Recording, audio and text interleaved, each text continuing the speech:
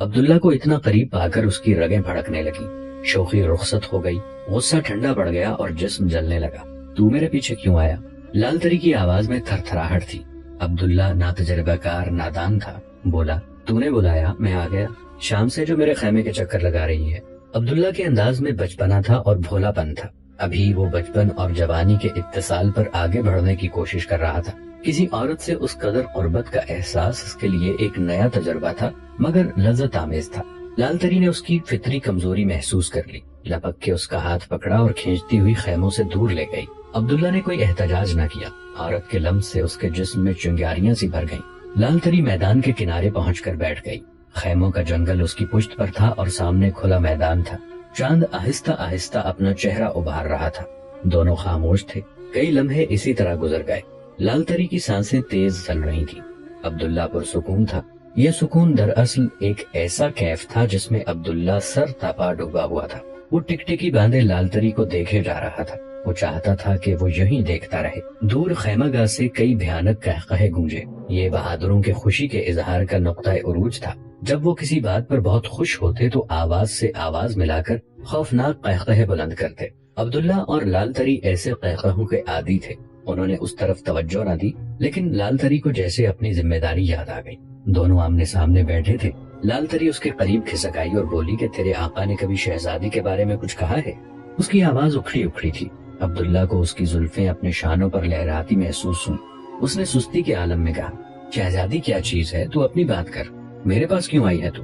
لال تری کی نسوانی حیا جیسے اود کرائی بولی، میں کیوں آنے لگی تیرے پاس؟ تجھ میں کیا لال ٹکے ہیں؟ میں ایسے ویسوں کو تو منہ بھی نہیں لگاتی، تجھے اچھی نہیں لگتی تو ابھی چلی جاؤں گی۔ عبداللہ بوکھلا گیا۔ اس کا مقصد لال تری کو ناراض کرنا نہیں تھا۔ محبت سے بولا، اتنی جلدی کیا ہے؟ ذرا اپنا نام تو بتا مجھے۔ لال تری پگھلتے ہوئے بولی۔ اس کی زلفیں پھر عبداللہ کے شانے پر آ گئیں۔ لال تری، بڑا پیارا نام ہے۔ عبداللہ جیسے جھوم اٹھا۔ لال تری کا سر عبداللہ کے شانے پر ٹک گیا۔ بولی، میں اچھی لگتی ہوں تجھے؟ بہت اچھی۔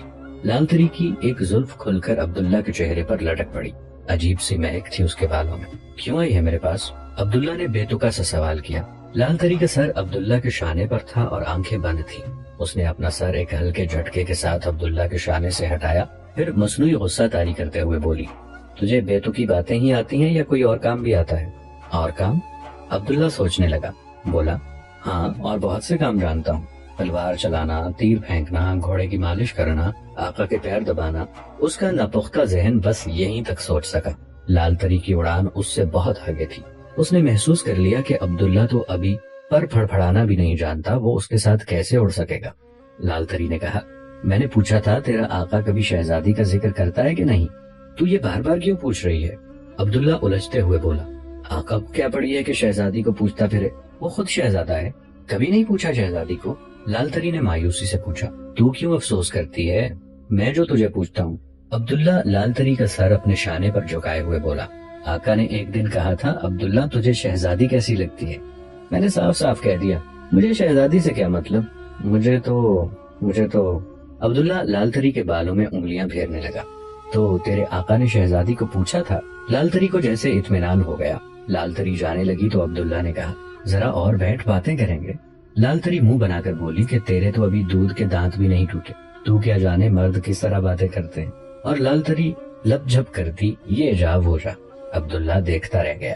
لال تری کو 2-2.5 گھنٹے لگ گئے تھے۔ شہزادی الجائی خاتون بے چینی سے خیمے میں ٹہل رہی تھی۔ اسے خوف تھا کہ کوئی بہادر لال تری سے الجھ نہ پڑے۔ لال تری واپس آئی تو جیسے اس کی جان میں جان آئی۔ اتنی دیر لگا دی، شہزادی نے شکایت کی، مگر اپنائیت کے انداز میں۔ لال تری کھلی پڑ رہی تھی۔ اس نے ہنس کر کہا، کیا بتاؤں شہزادی بیگم، وہ تو بس چمٹ کے رہ گیا۔ کون تجھے چمٹ گیا؟ شہزادی بھی مسکرائی۔ وہی عبداللہ۔ لال تری بیٹھتے ہوئے بولی، بس میرا چھوکرا ہی ہے، کہو ایران کی، سنتا ہے توران کی، مگر ہے جیدار۔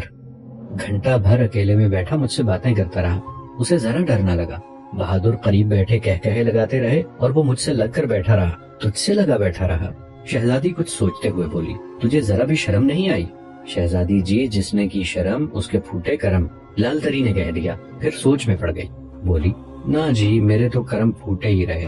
اور پھر جو لال تری نے اپنی ملاقات کی باتیں شروع کی تو چپ ہونے کا نام ہی نہ لیا۔ ایک ایک مکالمہ، ایک ایک لفظ یاد کر کے شہزادی کو سنایا۔ جو گزرا تھا وہ بھی اور جو نہ گزرا تھا وہ بھی نمک مرچ لگا کر مزے لے کر بیان کر دیا۔ شہزادی بیچاری چپ چاپ سنتی رہی، مگر قسم لے لو جو لال تری نے ایک بھی بار تیمور کا نام لیا ہو یا اس کی طرف اشارہ تک کیا ہو۔ لال تری نے بولتے بولتے اٹھ کر پانی پیا، شاید وہ تھک گئی تھی۔ شہزادی نے غنیمت جانا، بولی کسی اور کی بھی بات کی تھی تیرے عبداللہ نے؟ لال تری کو جیسے سب کچھ یاد آ گیا۔ اپنی بکواس پر اس نے کوئی اظہار ندامت نہ کیا، سینہ تان کر بولی لو جی، بات کیوں نہ کرتا؟ شہزادے تیمور تو آپ کے لیے دن رات آہیں بھرتے ہیں، آپ کی تصویریں ہر دم آنکھوں میں لیے گھوم رہی ہیں، ایسی تعریفیں کرتے ہیں آپ کے حسن کی کہ کیا کوئی شاعر کرے گا، بس آپ ہی کا خیال انہیں گھیرے رہتا ہے۔ مگر یہ ان کا خانہ زاد عبداللہ بالکل نکھٹو ہے، ایک بار بھی میری تعریف نہیں کی کم وقت نے، گھنٹہ بھر کندھے سے کندھا ملائے بیٹھا رہا اور کوئی بات تک نہیں کی۔ شہزادی دل ہی دل میں خوش ہو رہی تھی، خوش ہونا ہی تھا اسے۔ تیمور تمام بہادروں سے نرالا، ترادار اور شجاع تھا، اس کے جوہر وہ میدان جنگ میں دیکھ چکی تھی۔ افغانستان کی شمالی سرحد سے نکلنے والا دریائے آمو مدتوں قدیم ایران اور توران کے درمیان حد فاصل کا کام دیتا رہا۔ دریائے آمو چونے کی چٹانوں میں بل کھاتا، جب ہموار علاقوں میں پہنچ کر انگور کی بیلوں اور شہتوت کے درختوں سے لپٹی ہوئی وادی میں پہنچتا تو اس کی رفتار سست پڑ جاتی۔ اس میں سے چھوٹی چھوٹی نہریں نکالی گئی تھیں جو دھان، جو اور تربوز کے کھیتوں کو سیراب کرتی۔ اس کے جنوب میں خراسان کا مشہور شہر آباد ہے، جہاں فارسی بولنے والے امامہ پوش کاشتکار ایشیائے قدیم کے شریف طبع درویش صفت لوگ کہلاتے تھے۔ دریا پار شمال کی طرف توران تھا، یہیں سے گھوڑے اور مویشی پالنے والے خانہ بدوش ابھرے تھے، ان کے سروں پر خود نما ٹوپیاں ہوتی تھی۔ ایران اور توران میں اس کے سوا کوئی حد فاصل نہ تھی۔ دریا کی سرزمین کو ماورن نہر یعنی دریا پار کا علاقہ کہتے ہیں۔ سمرقند جانے والوں کو یہاں سے دریا عبور کرنا پڑتا، وہ ایک تنگ درے سے گزرتے، اس کا نام باب الحدید تھا۔ اس تنگ و تاریک راستے سے 2 سے زیادہ اونٹ ایک ساتھ نہ گزر سکتے تھے۔ باب الحدید سے گزرنے کے بعد سرسبز و شاداب علاقہ آتا تھا، جس کے گرد گرد پہاڑ کھڑے تھے اور چاروں طرف خندقیں تھیں جو پانی سے بھری رہتی تھیں۔ اس مقام کا نام شہر سرسبز تھا۔ تیمور یہی پیدا ہوا تھا۔ تیمور کا مورث اعلیٰ قراچار نویان اور چنگیز خان ایک دادا کی اولاد سے تھے۔ قراچار و چنگیز ابن عمند بکشور کشائی قضی ہمند۔ قراچا کا بیٹا ایجل خان عقل و دانش اور خدا شناسی میں مشہور تھا۔ ہلاکو خان نے ایجل کو تبریز کہا کہ مقرر کیا تھا۔ یہ اس کی خدا شناسی تھی کہ اس کا لڑکا علمگر خان مشرف با اسلام ہو کر امیر العمرا کے عہدے پر سرفراز ہوا۔ علمگر خان کا پوتا امیر طرافائی تھا، یہی تیمور کا باپ تھا۔ بعض تواریخ تاتار تیمور کی ماں نگینہ خاتون کو چنگیزی نسل سے ظاہر کرتی ہیں۔ بہرحال یہ طے ہے کہ تیمور تاتاریوں نسل تھا۔ تیمور 1236 عیسوی میں سرسبز یعنی سبزوار میں ایک ایسے مکان میں پیدا ہوا جو لکڑی اور کچی اینٹوں سے تعمیر کیا گیا تھا۔ اس مکان کے چاروں طرف کھیت تھے اور قریب ہی مسجد تھی، جس سے بلند ہونے والی آواز تیمور کے کانوں میں پانچوں وقت آتی رہتی تھی۔ اس علاقے کے بچے گھوڑوں اور تلواروں کے سائے میں جوان ہوتے تھے۔ بچوں کا محبوب کھیل جنگ تھا۔ انہوں نے آگے کو جھکی ہوئی ایک چٹان کے نیچے ایک غار کو اپنا قلعہ بنایا تھا۔ نصف بچے لکڑی کی تلواریں لے کر قلعے کی حفاظت کرتے اور نصف اس قلعے پر حملہ کرتے۔ تیمور کبھی حملہ آور فوج میں شامل ہوتا تو کبھی قلعے کی حفاظت میں، مگر ہر دفعہ وہ سردار کا کردار ادا کرتا۔ جب تیمور ذرا جوان ہوا تو اسے سچ مچ کی تلوار دی گئی۔ شہ سواری میں وہ پہلے ممتاز تھا۔ شمشیر زنی میں اس نے مہارت حاصل کی کہ اس کے ساتھی اس کا لوہا بن گئے۔ امیر طراغائی بیٹے کو شہ سواری اور شمشیر زنی کرتے دیکھتا تو تیمور میں قائدانہ صلاحیتیں نظر آتی۔ رات کو سونے سے پہلے وہ تیمور کو نماز، روزہ، حج اور زکوٰۃ کی تلقین کرتا۔